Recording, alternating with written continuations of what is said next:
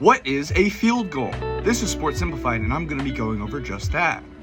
A field goal is a special teams play where a kicker kicks the ball held by a holder through the goalposts. Now note, it is a scoring play, so if the ball goes through the goalposts, it is 3 points.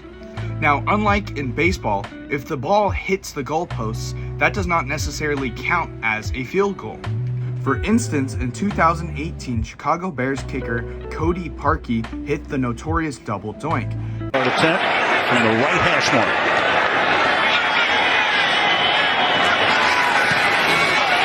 And he hits the upright again. That's impossible. And the Eagles run out into the field, but there's still 5 seconds. So they've got to get back. He does it again. We kicked the field goal, and it bounced off the left upright, followed by the bottom crossbar, and bounced off, resulting in no points on the play. Now, the reason that was so significant is because that play lost them the 2018 wild card to the eventual Super Bowl champion Philadelphia Eagles. Now note, if the ball hits the upright or any part of the goalpost, but then proceeds to go through it, then it results in 3 points. It is a good field goal try. Now, another thing to note about kicking field goals is that kickers line up about 7 yards behind the line of scrimmage.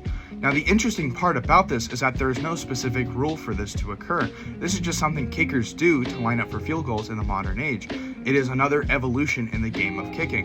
There are various different things that have happened in the evolution of kicking in the NFL as well. A couple of them, first off, is that kickers used to line up straight behind the ball, as seen in this video here, and they would kick straight. It's a very different way of doing it, as you see in this clip here. But once again, it has evolved since then in a more soccer-like manner. Another thing too is that kickers used to kick barefoot. Now, once again, this has evolved since then. Kickers use shoes again. But one of the reasons they used to do that is because they felt that it would be more accurate, or they felt better kicking barefoot. And they would kick barefoot even in snow, as you can see in this clip here. No matter the weather, they would still kick barefoot, and I'm sure that would hurt a ton. But no matter what, that's what they would do. But in all the ways kicking has evolved in the NFL, it is most closely related to how soccer is. They line up at an angle to the ball, that way they can approach it and torque their bodies, that way they get the most amount of force on the ball. Another thing with kickers in the NFL is that they kick the ball in a specific part on their foot, similar to in soccer, that way they get the most amount of force on the ball from their foot. Now, another interesting note on the kickers lining up 7 yards behind the line of scrimmage is that if the kicker kicks it and the field goal try is no good, the defense will turn over on offense, as the missed kick is a turnover. And instead of getting the ball at the line of scrimmage, in this example the 35-yard line, they would get the ball at the 42-yard line, because they get the ball from where the kicker lines up for the kick.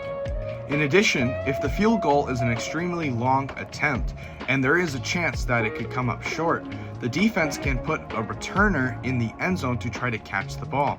Now, in this play here, though this is college football, a very historic return, this is when a kicker missed the ball short, the returner caught it almost like a kick return, and then they try to get it to the end zone. And in this case, they do, and they win the game. Even though this play is in college, this is still the same for the NFL. Now, in case you didn't know, this is the sign for a made field goal. It is the same as a touchdown, with his 2 hands up like this, almost like a field goal post. And if it is no good, the field goal try it misses, then he does the crossing the arm like this, much like an incomplete pass. Like and follow for more.